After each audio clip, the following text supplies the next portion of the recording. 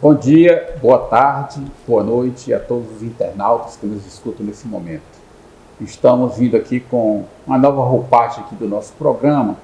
Estamos aqui 20 minutos com a mídia livre. Esse vai ser o nosso lema aqui, que vamos trabalhar aqui para frente, tá certo? Então, queria nesse momento já agradecer aqui o nosso vereador Guilherme Sampaio, do Partido dos Trabalhadores, né, que nos cede esse espaço aqui.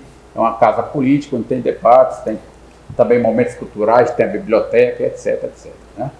Estamos hoje aqui, eu, Zé Alberto, e meu amigo aqui, Ibiapino, companheiro militante aqui da esquerda, do movimento sindical, né, que esteve sempre conosco aqui. Então, a gente quer fazer uma reflexão aí com a comunidade brasileira e com todos aqueles que moram fora do Brasil, ou mesmo aqueles que não são brasileiros, mas que estão a nos assistir nesse momento, né? O Brasil vive um momento de grande dificuldade com esse governo que aí está. A ordem do dia deste governo, juntamente com o governo americano, juntamente com os grandes banqueiros, né, e os grandes industriais também, tá certo? Eles querem acabar com a nossa previdência. Eles querem destruir a nossa previdência. Já aprovaram uma previdência que não leva nenhuma felicidade para o povo. E aqueles que já têm o direito adquirido atualmente estão sentindo muita dificuldade. Nós já somos quase 2 milhões de pessoas pedindo aposentadorias e não é atendido. Gente aí com quase um ano que já pediu aposentadoria comprovada e eles não têm como atender. Tá certo? Então, veja bem, o INSS hoje precisaria, para ele funcionar de maneira serena e tranquila, para poder atender a necessidade do povo, que é um direito, que quando eu pago é um direito que eu tenho. Eu não estou pedindo favor, é um direito. Precisaria de 16 mil trabalhadores, treinados, capacitados para poder gerir todo o processo. Tá certo? Esse governo não tem interesse que a Previdência funcione, porque o interesse que ele tem é de passar você aí fazer contrato com o banco para o banqueiro ganhar dinheiro. É isso que ele está querendo. Então, o que é que ele está querendo fazer? Botar lá 7 mil militares da reserva, já estão cansados, não entendem desse processo, vai ter que treiná-los muito, muito. Quando eles começarem a aprender, aí já não são mais 2 milhões, são 4. Já dobrou essa capacidade.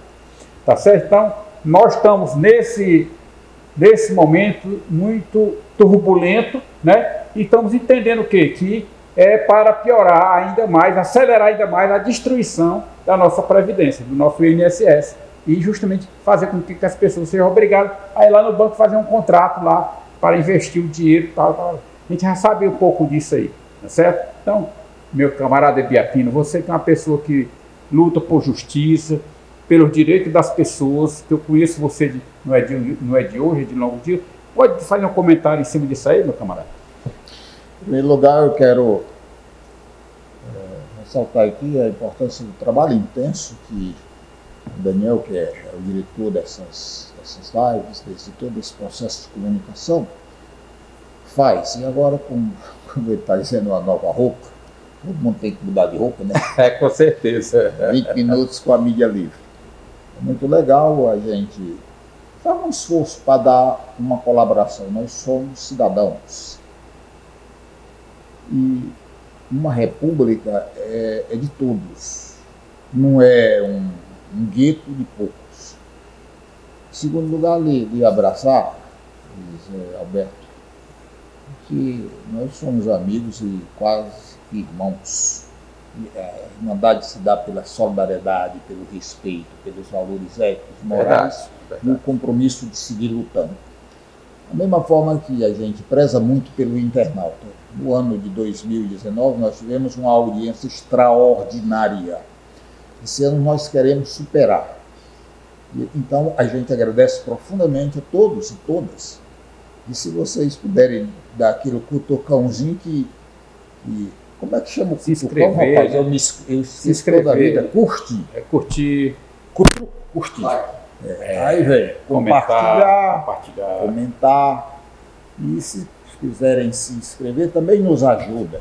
Porque vocês sabem que, mesmo a internet proporcionando a transmissão gratuita, mas tem custa com tantas coisas pequenas. Por isso que a gente também agradece ao vereador Guilherme, porque ele segue esse espaço, que é um espaço cultural, mas no dia de hoje é seguido para a gente fazer essas gravações, né? A gente sem pagar nada, já é uma ajuda. Com relação ao tema que o companheiro José Alberto traz, ele é de suma importância. Eu quero chamar a atenção dos brasileiros e das queridas brasileiras. Aproximadamente 2 milhões de pessoas. A gente arredondando aqui para ficar fácil a compreensão. 2 milhões de pessoas. Fortaleza tem 2 milhões e meio, ou seja, quase toda a população de Fortaleza, e maior do que a população do Rio Grande, da capital do Rio Grande do Norte, Natal, e maior do que a população da capital da Paraíba, que é João Pessoa. É como se, por exemplo, João Pessoa, todinha a capital de João Pessoa, a capital da Paraíba, João Pessoa, todinha, todo mundo, do mais novinho ao mais idoso, tivesse pedido a aposentadoria e está parado há um ano a análises, ou seja, está represado, está parado. O cidadão e a cidadã trabalhou durante 35 anos da sua vida trabalhando para produzir, criar riqueza para a nossa pátria, o Brasil. E hoje ele precisa se aposentar e não pode porque o governo brasileiro transformou a administração do nosso país num caos. Quer dizer, não é nenhuma coisa nova, o INSS existe há muitos anos. Tem toda a tecnologia, o pessoal sabe trabalhar, mas falta gente, porque as pessoas foram se aposentando. Vejam a diferença, meus senhores, minhas senhoras, companheiros e companheiras. O governo Lula e a presidenta Dilma, ou seja, o governo Dilma, fizeram no Brasil um trabalho para aparelhar, ou então equipar, ou então modernizar a Previdência Social. Eles fizeram agências da Previdência Social em todo o país. No Ceará, foram 17 agências para atender com cidadania as pessoas que procuravam as suas aposentadorias. Aí, dentro de um ano, esse governo faz arrebentar, como disse muito bem, arrebentar com a Previdência Social, como disse muito bem o Zé Alberto. Em primeiro lugar, ele aumenta a idade para se aposentar, ele dificulta as condições e quem já adquiriu esse direito dá entrada com seu documento e não tem ninguém para analisar. Eu tive notícia que um município do Maranhão, chamado Santa Quitéria, tem uma agência nesse município, tem uma agência da Previdência Social, feita no governo do PT, e hoje está fechada. Eu diria até usar para outra coisa, para uma escola ou para uma outra coisa, mas não, está fechada, vai se acabar, o cupim vai comer a madeira, porque ou seja, o pobre já está com dificuldade, vai ter que ir a outra cidade para poder pedir o seu direito de volta.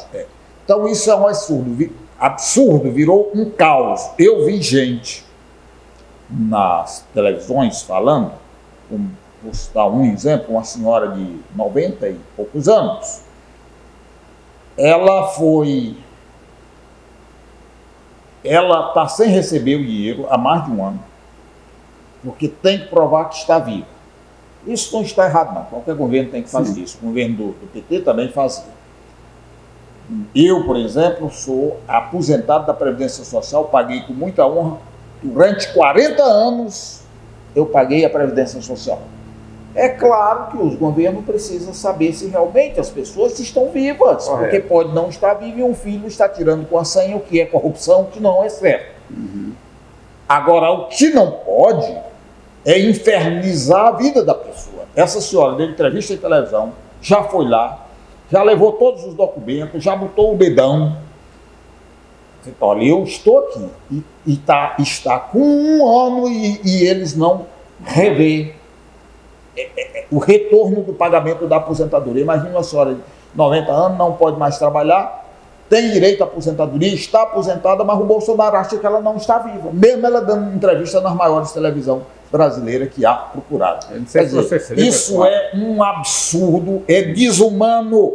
E eu quero dizer aqui para você, parlamentar do PT, parlamentar do PCdoB, parlamentar do PSOL, não é crítica, não. Vocês sempre estiveram ao lado do nosso povo. É preciso fazer um auê grande denunciando esse calhorda, que a única coisa que tem na cabeça é perseguir as pessoas pobres e suprimir os direitos das pessoas. Isso não está certo, está errado. Nesta live, eu conversando com alguns brasileiros que são os internautas que nos acompanham, eu quero denunciar e fazer um veemente processo a esse caos que hoje transformou quase a população da cidade de Fortaleza, que é a capital do estado do Ceará, em mendigos, em pessoas que não são cidadãos, não são respeitados como cidadão, porque um direito líquido e certo, garantido na Constituição e nas leis do nosso país, está sendo suprimido por um incompetente calhorda e mentiroso, porque no início da crise, ele pessoalmente disse que o problema era que estavam adaptando o novo sistema eletrônico, ou seja, os computadores, o sistema de internet, para a nova realidade da Previdência Social. Agora já não é mais, já está dizendo o seguinte, falta gente. Aí quer trazer militar, que primeiro não entende nada do sistema, da reserva. Da reserva. Aí velhos, não sei bem se é velho, porque ele se aposenta com 30 e poucos anos. Mas a reserva já é pessoas bastante maduras. Aí muito bem. E é um privilégio. Ele já tem um salário dele. Porque o preceito constitucional diz que quando surge emprego no Estado, tem que ser feito o concurso público para dar oportunidade a todos. De modo que é incompetente, mentiroso e desumano. Viu, Biapina? É inconstitucional isso aí, botar os militares lá. Ele tinha que fazer um concurso público, tá certo? Para trazer os funcionários públicos para dentro do INSS. Agora, você se lembra aqui que na época de Lula, você gastava meia hora só para se aposentar? Me lembro. Você chegava lá? Me lembro também que na época da campanha dizia, queremos mudança. Tá aí, mudou. Parabéns para vocês. De 2 milhões, talvez 1 milhão tenha votado. O senador aí a mudança que foi ministro da Previdência e deixou esse trabalho concluído no INSS. Você chegava e se aposentava ali naquele momento. Na hora. Não tinha, né? Hoje em dia, olha, a esposa do Zé Roberto, que também sempre está aqui conosco aqui, discutindo a política, está há mais de um ano tentando se aposentar com direito de professora e eles estão negando. Aí uma hora ele aceita que ela é professor, outra hora ele aceita que ela não é professora. Como é que uma repartição só tem 2 laudos que são conflitantes? A mesma documentação, o mesmo pedido de aposentadoria dela, e eles ficam negando. Então, é uma coisa que tem uma ingerência aí do governo para que isso não funcione. Aí as pessoas se irritam e vão lá no banco do capitalista e faz uma previdência particular, vai pagar o banco do capitalista, o capitalista vai pegar o dinheiro, vai investir, vai ficar cada vez mais rico e o povo brasileiro mais desgraçado. Mais desgraçado. É isso mesmo. Então, é bom que a gente perceba que mudança que a gente quer para o país. Quando você faz uma reforma na sua casa, automaticamente você vai melhorar as condições da casa, não é isso? Mas você fazer uma reforma da Previdência para piorar, uma reforma num órgão público onde você tem que garantir a sobrevivência de milhões e milhões de brasileiros e você piora a vida dessas pessoas, quer dizer, é um negócio assim que não dá para entender, a não ser a gente olhando pelo lado do capital, porque ele tira do pobre e dá para o rico, que já são ricos, e deixa o pobre passando fome e morrendo de fome. De qualquer forma é mudança, né? É mudança, mas para pior, né? Mas para pior. Mas, meu amigo Ibiapino, eu queria aqui voltar um pouquinho para a nossa Fortaleza. Nós estamos aqui perto já da eleição de prefeito, essas coisas todas. E eu estou percebendo algumas coisas que o prefeito de Fortaleza, o prefeito Roberto Cláudio, ele está fazendo para melhorar, que está às vésperas das eleições. Mas tem ainda coisa que está muito além ainda. Por exemplo, lixo em Fortaleza. É um absurdo. Você em todo canto encontra lixo, principalmente na periferia da cidade. Quando se trata aqui da aldeota, que é a parte da elite daqui de Fortaleza, as ruas são todas limpinhas, os esgotos são todos desentupidos, não tem mato nas coxias, mas quando você sai 10 quilômetros do centro da cidade, aí você vai encontrar o começo dos bairros, e aí é lixo, é mato, canais com mato entupindo a passagem da água, e aí vai, coisa desse tipo. Aí eu queria ver essa questão do lixo, e tem uma notícia aqui que eu queria dar para você, que talvez você não tenha visto. Eu peguei isso nas redes sociais. O cara filmou na beira-mar. Olha, pessoal, na beira-mar é onde estão os restaurantes, onde estão também os grandes apartamentos, os grandes prédios, onde o pessoal do dinheiro está por lá também, inclusive estrangeiros, né? Turistas. Lá no mercado do peixe, que a gente chama de mercado do peixe, que é um local onde se vende todo produto do mar. É peixe, é lagosta, é o camarão, e aí vai, tá certo? Então, à noite não funciona, eles têm até um horário X funciona, depois eles fecham tudo, tá certo? E só no dia seguinte. Mas uma pessoa, eu não sei dizer o nome, porque ele não disse o nome dele, não se identificou, mas ele fez a filmagem mostrando os guabiru, não é rato não, é guabiru, transitando na areia, justamente onde tem a venda dos peixes e dos alimentos que estão ali. Mas não é assim 1, 2, não, é assim tipo assim 20, 30, transitando assim numa boa, em plena beira-mar. Como é que justifica isso? Uma prefeitura não vê essas coisas. Eu dei aqui uma aula logo. Qual é a diferença do gabiru para o rato? Porque o gabiru bota o rato para correr, o gato para correr, o gato morre de medo. O gabiru é o mais grande. Como diz as crianças, é o mais maior. Né? Olha, pessoal, querido internauta, obrigado por compartilhar, por curtir e também por comentar. Nos ajude dessa nossa batalha.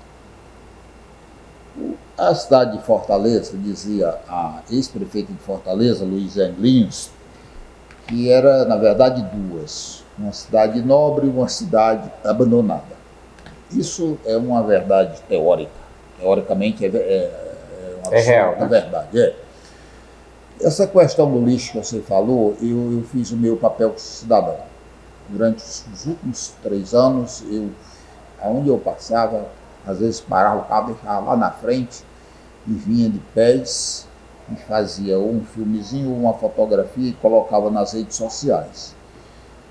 O lixo é um problema sério. As convenções de meio ambiente que aconteceram no Brasil, promovidas pela ONU, foi uma grande preocupação da ONU no mundo todo com essa questão ambiental.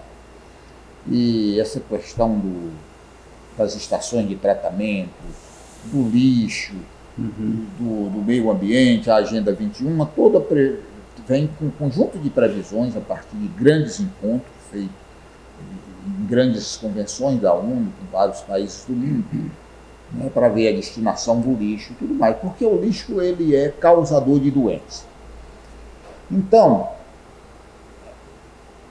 já era para ter sido tomada uma providência em relação ao lixo. Até hoje não tomaram providência. Já era para ter sido tomada uma medida em relação ao esgoto. Até hoje não foi, apesar dos esforços que têm sido feitos. Agora, esse prefeito de Fortaleza, o Roberto Cláudio, é um sujeito absolutamente incrível. Ele realmente trabalhou muito na região nobre da cidade. Se você andar ali na aldeota, em direção ali ao leste da cidade, está cheio de tonha, cheio de ou seja, ele trabalhou concreto. Tudo tranquilo, né? Bem viadutos e tal, viadutos e tal. Então ele pegou muito dinheiro da cidade e empregou ali. Ele ficou os últimos 3 anos do primeiro mandato dele sem fazer nada. No último ano ele maquiou a periferia. Aí ganha a eleição de novo. Nesse mandato agora, ele passou também os últimos 3 anos sem fazer absolutamente nada. Fortaleza teve uma pandemia de chikungunya. Quase todo mundo, se fizer uma pesquisa, se você fizer uma pesquisa na Messejana, no Bom Jardim, na Parangaba, onde quiser fazer, quase todo mundo teve dengue. Por quê? As montanhas de lixo, ali está o copo de plástico, está o pneu velho, está a garrafa, está a tampinha da garrafa, o mosquito se reproduziu de forma descomunal e picou todo mundo e quase todo mundo pegou a chikungunya. O sofrimento foi grande, porque nem os médicos sabiam o que fazer com a chikungunya. E essa doença é 1 ano para a pessoa, aproximadamente 1 ano, mas na verdade é mais de 1 ano para a pessoa. Você, Roberto, está cá. Só porque choveu, começou a doer o pé dele, ele teve chikungunya, está com mais de 1 ano. É, mais de 1 ano. Então a responsabilidade é do prefeito de Fortaleza. Além do mais, é mentiroso, muito mentiroso. Ele disse na campanha: eu vou manter o congelamento do preço da passagem, vou manter em R$2. Passou para 2,20, passou para 2,80, passou para 3, passou para 3,20, passou para 3,40 e hoje é 3,70. 6 aumentos. Além do mais. Agora é interessante, Pepino. E agora em dezembro, ele teve que dar um aumento no mês passado, o ano passado, em dezembro. Ele não deu porque é véspera de eleição, ele não deu o aumento. Você pensa que ele é bem? É véspera de eleição. Agora, se ele deu 6 aumentos, nesses 6 aumentos ele compensou o aumento desse ano. Pelo contrário, o presente que ele deu foi mandado demitir 4.800 trocadores. E ainda demitiu os trocadores. Para beneficiar o empresário de ônibus. Que antes ele pagava o salário do motorista e o salário do trocador. Agora ele só paga o salário do motorista. Ele suprimiu o trocador. 4.800. A passagem deveria ter baixado um pouco, não é? Porque diminuiu o custo do empresário. Perfeito. Perfeito. Isso é um absurdo. Isso é um absurdo. Então, esse é o prefeito que nós temos. Em relação ao lixo, era isso que eu gostaria de falar. Tem outra... Vamos aproveitar. Cearenses e fortalezenses, filme no seu bairro, o lixo. O seu filho pode pegar uma doença muito grave, pode ser picado por um escorpião, por uma cobra. A sua casa pode ter barata e mosca que vão transmitir doença. Uma mosca pode pousar no cuspe de uma pessoa que está, por acaso, com tuberculose, vai lá no prato do seu filho e você pega essa doença. Então, compartilhe isso, mostre quem é esse prefeito. Viu, Biapino? Tem outro negócio aqui muito interessante sobre posto de saúde, né? A informação que nós temos aqui: 19 postos de saúde não tem médico. Não tem médico. Aí você lembra, né, que nós tivemos o programa Mais Médico, na época do Lula e da Dilma. Presidenta Dilma. É isso? Mais médicos, que além de contribuir nas cidades, foram locais longínquos, lá nos índios, lá na Amazônia, em todo canto, onde os médicos brasileiros não vão. Porque no Brasil, fazer medicina é para quem tem dinheiro. Quem tem dinheiro é filho de papaizinho, como a gente diz na nossa linguagem mais popular, né?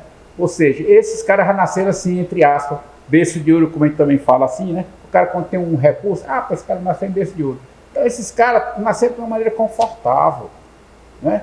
Na sombra, com alimentação, com lazer, com tudo, com carro na porta, vão lá para dentro de uma toca de índio, lá para dentro de um bairro como o Bom Jardim, onde tem a pobreza maior de Fortaleza. Não vão, tá certo? Não vão. Então, quantos mais médicos vieram, mas tem compromisso com o povo, independente da situação social, eles vão lá e trabalham e conversam com as pessoas. Eu sou testemunho disso, que eu cheguei a acompanhar alguns dos médicos, participei de reunião com eles, inclusive, né? E aí eu pergunto para você, como é que fica essa coisa em Fortaleza hoje, onde o clima mudou, estava muito quente, agora está bem frio devido à chuva que apareceu. Você sabe que mosquito, moscas, tudo isso prolifera nesse momento, tá certo? Como é que nós podemos admitir que temos 19 postos de saúde fechados por conta de não ter médico para atender? A gente só lamenta, sabe? São 19 postos de saúde. Vamos imaginar que um posto atenda 3 bairros. 19 vezes 3, Dá 57. 57. Bairros sem médicos. É um absurdo. Um terço dos bairros de Fortaleza não tem médico. Então, eu entendo que onde tem médico também pode ser uma vez por semana, de modo que está muito precária. A saúde também foi abandonada. Vamos lembrar... E ele é médico, hein? E o prefeito é médico. Médico vagabundo que nunca deu um dia de serviço em nenhum posto de saúde. Mas vamos imaginar que todos nós pagamos impostos, e um pouco alto. Na Constituição brasileira diz que o poder do povo e seu nome é emanado. Nós pagamos imposto, o Estado tem a obrigação de prestar serviço, né, como saúde, limpeza pública e segurança. Então, isso é preciso ser dito, pelo menos isso é preciso ser dito. Né, para uma live como essa, alguém tem coragem de dizer, com algum parlamentar que tem coragem e pode falar no parlamento, porque é realmente absurdo. Você lembrou dos médicos cubanos, o programa Mais Médico da presidenta Dilma. A presidenta foi condenada, foi vilipendiada, os médicos cubanos foram humilhados. Entre aspas, porque quem tem personalidade não pode ficar humilhado diante dos gritos de um cachorro. Toda a nossa solidariedade aos médicos cubanos, em relação ao que fizeram. Eu respeito muito o médico. Acho que os médicos eles são importantes pela profissão e todos nós dependemos do médico. E eu creio que no Brasil, na sua maioria, os médicos são extraordinários. Eles nos ajudam muito. Agora, o que é preciso ser questionado é um item aqui. Nós temos o pessoal da classe rica e da classe média, porque a classe pobre dificilmente estuda medicina, mas essas outras duas classes que eu falei anteriormente, é exatamente quem se forma.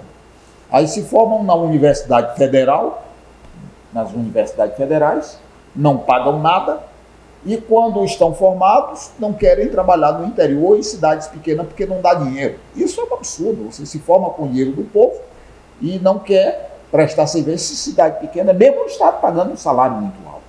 Então, esse é um absurdo. Foi nesse sentido que os prefeitos pediram e a presidenta Dilma fez o programa Mais Médico, inicialmente para médico brasileiro. Como eles não quiserem ir para a cidade, ela trouxe de fora. E eles cumpriram um grande papel. Ela pagou caro por isso, mas fica aí o exemplo. E quero lastimar que esse prefeito tenha abandonado o serviço de saúde ao ponto de deixar 19 postos, se a gente multiplicar por 3,57, bairros desprovidos de médico para atender as pessoas carentes. Então, era isso aí. Tem mais alguma coisa? Não, o livro agora. Pronto, eu quero aqui terminar, tendo em vista que a gente falou de temas importantes, a educação é um deles. O governo Bolsonaro quer desmontar também a saúde. O ministro, aliás, o ministro da educação dele escreve impressionante com si, né? Agora temos um problema grave no Enem. E aí as pessoas estão reclamando. Ele fala de que o livro didático brasileiro não vale nada, ele tem que fazer um livro didático aí a partir da cabeça desse cavalo. Tem muita coisa escrita, tem que diminuir aí. O maior educador do mundo, não é do Brasil, não. É do mundo. É do mundo. É do mundo. Por exemplo, o Lablat não era brasileiro. Não era brasileiro, mas não é educador do mundo. Não é?